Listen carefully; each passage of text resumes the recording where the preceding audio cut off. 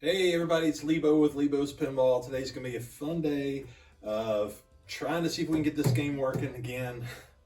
It's kind of the point of which several things come back together, give it a test, and hopefully we're good. So first thing I'm going to do is I'm going to throw the head back on, get the cables hooked back up, get that part taken care of. Then we're going to pull the playfield off. I've got one last little thing to put back together on the playfield. Then we will drop it back in here, hook it in to the connectors, the Jones plugs, lay it down, put the lock bar on, plug it in, and give it a test, and let's see what happens. All right, so this is either going to go really good or maybe not so good. Keep fingers crossed. Here we go. All right, so before we put the head on, one thing that happens, all the time. I happens to me a bunch because I just get in a hurry and I forget about it. The power cord, when you put a head on an EM machine like this, one that's detachable, there is a little slot right here that you want to take the power cord and set it right in there. You don't want to forget about it. Put the head on, got everything bolted on, you start to hook cables up and oh, whoops, you forgot about the cable. So I want to mention this. That gets overlooked all the time. Next thing, these are called Jones plugs. These are what's going to be actually hooking into the head. I just don't want them to get pinched or anything, so I'm just kind of right. They're fine where they're at. But now it's time to go grab the head, and we're going to get it positioned in here to where we can line bolts up and then go from there.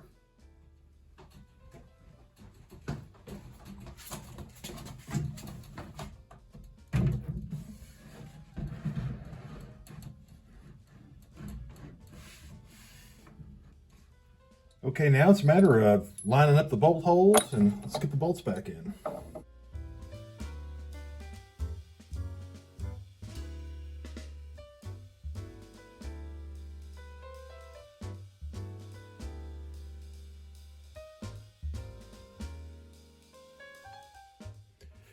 All right, next we got the Jones plugs coming up from that circuit panel down at the bottom, and it's going to connect into this whole connector panel in the back box. Now there's four sets of connections here, and you've got two coming up from the board, so you got to make sure you get the right ones in the right spot.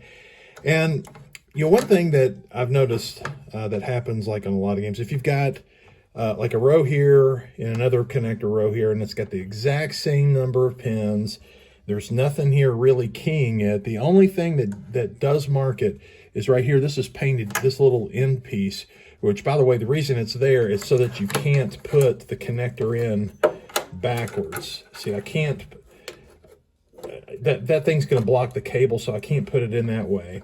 But it's yellow there, and this is painted yellow here, so that's what tells me that they go together. In this one, this is, of course it's too wide, but there's 8 along here. There's 7 along here, so I know that this is not the correct one. I know this is not the correct one because it doesn't match the yellow paint. So we know these are the 2 that we're going to connect. But before I even do that anymore, I like to take my Scotch-Brite and give the connections, the little connecting pins, just another scrub. Just try to scrub off any rust or oxidation or anything that's not really going to help get a good connection. We're going to try to minimize that. So a little bit of that work. All right, let's flip this around, get this into position. And that one's in.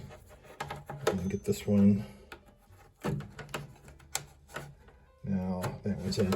And by the way, this whole little connection board, it's kind of weird that it's not actually up in part of the back box as far as the board in there. And it's probably just because they ran out of room. You're looking at this board, at the bottom of it, down here, it may be a little hard from the camera angle, but there's a bunch of lights that are down here. Of course, you got your stepper units, your score reels, all this. It's right there in the way.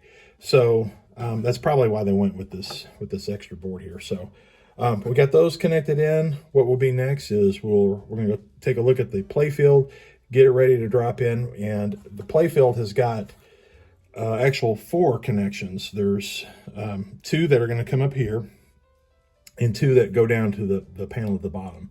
And then those connections will all be done.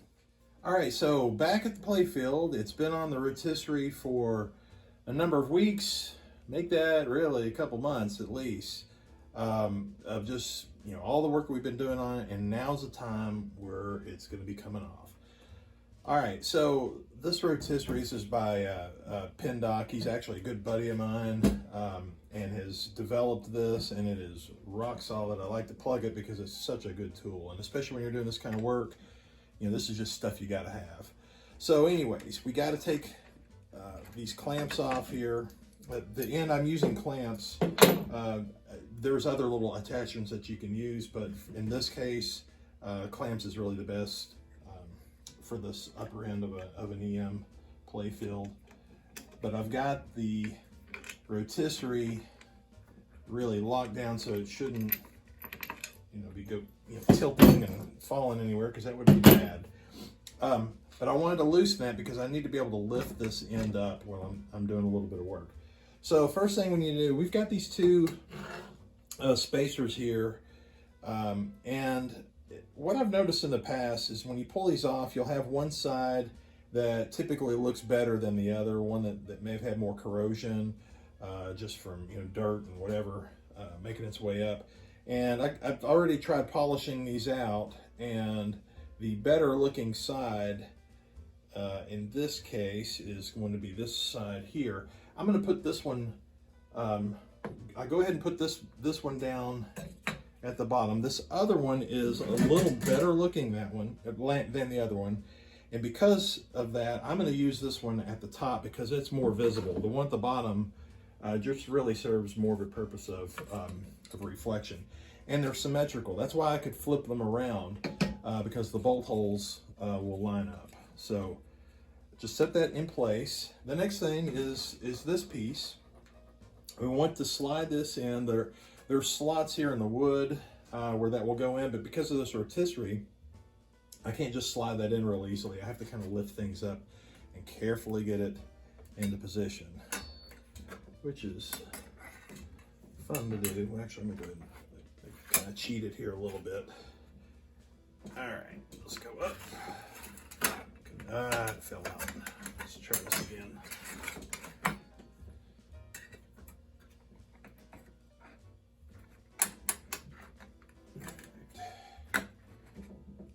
Let's get this slid in a little bit more so I can get past the knob and get it past that. All right, now I can set it back down. Work on getting things lined up.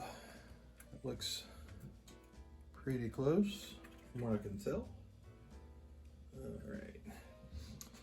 And at this point, this is kind of an important thing. You may have noticed before that there are some light sockets here that I never did put bulbs in. And the reason for that is you've got these holes. You have to be able to slide this metal piece in first, and then you can put the bulbs in. The original bulbs, the clear incandescent bulbs that were in here, for these 2 positions, they had these little red diffusers, I guess. They'd also, you know, they just make it a little bit of a red light in that area. Because these are old and kind of not good looking, and because we don't see the bulbs here directly, I do like to put in a red LED in this spot. And then on the outer ones, we're going to put in the warm white LEDs. And when everything is back and assembled, the light just basically reflects in this area, and it's I don't know, it's like a movie theater effect or something. I don't know if that's really the right way to describe it. But okay, now that the bulb's in there, we can then place this next piece. Let's see, the side that I like better is this side for sure. Get this in position. And then now we've got this top piece here. And it's going to be a matter of running all the screws in place and screwing that down, and then we'll go to the other end.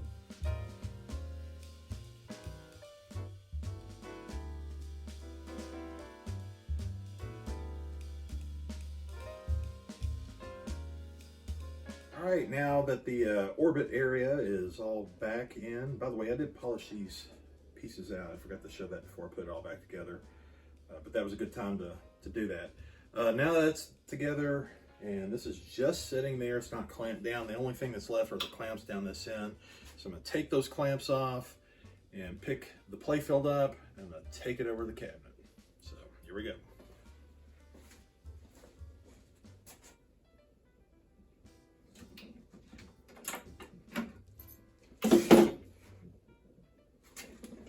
I had to take a couple, or maybe just one. One of the switches for the flippers was mounted right underneath this area, so it's just kind of dangling underneath right now.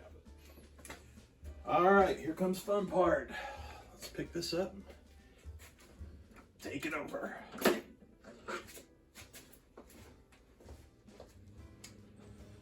All right, so I like to carefully drop this in. We're going to be leaning it back because we still got the cables to connect.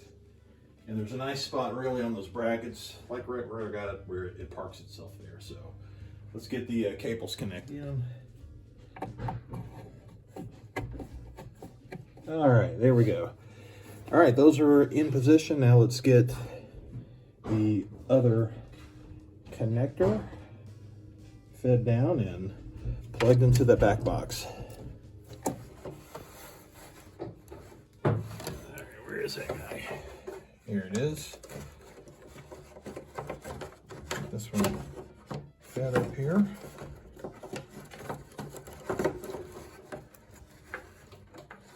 So coming around the side might be a little easier.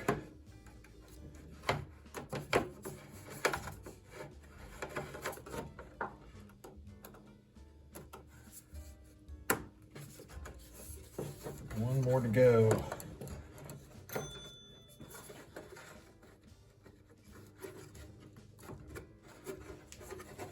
All right, the connections are there.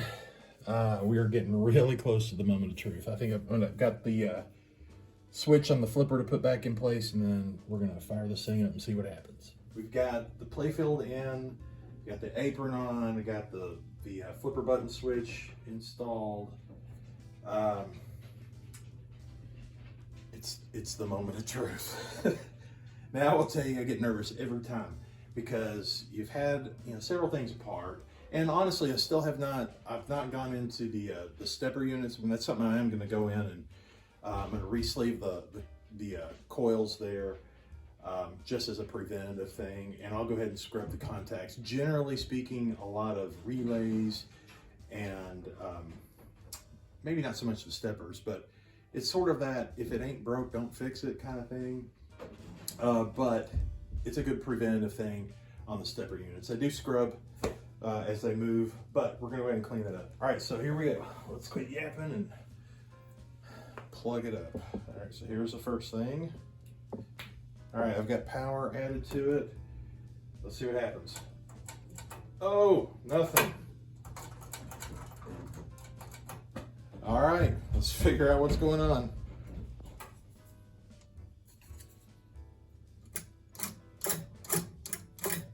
Oh, not plugged in. There we go. All right, now we got a little bit of life. Let's see what happens. Let's put the Playfield back down and get a better view of everything going on here. All right.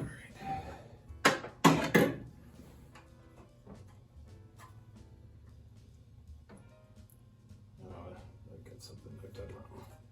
Deal with that here in a minute. Oh yeah, this is looking nice.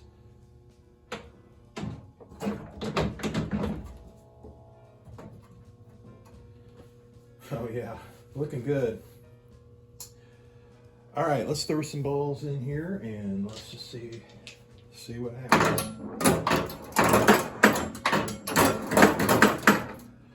Let's put the lock bar on for good measure. All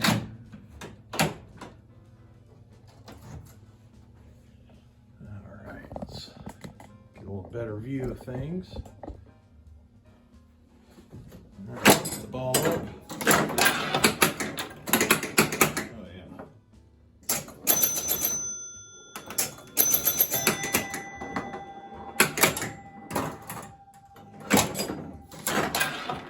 Getting the ball going.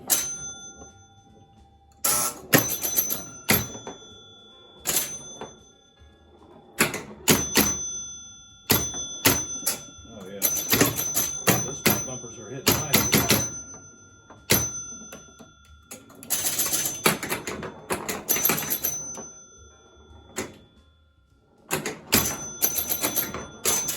All right, the game seems to be playing actually really well. I'm going to look at the right flipper. It seemed like that one might be just a tiny bit weaker than the left, but that may be my imagination.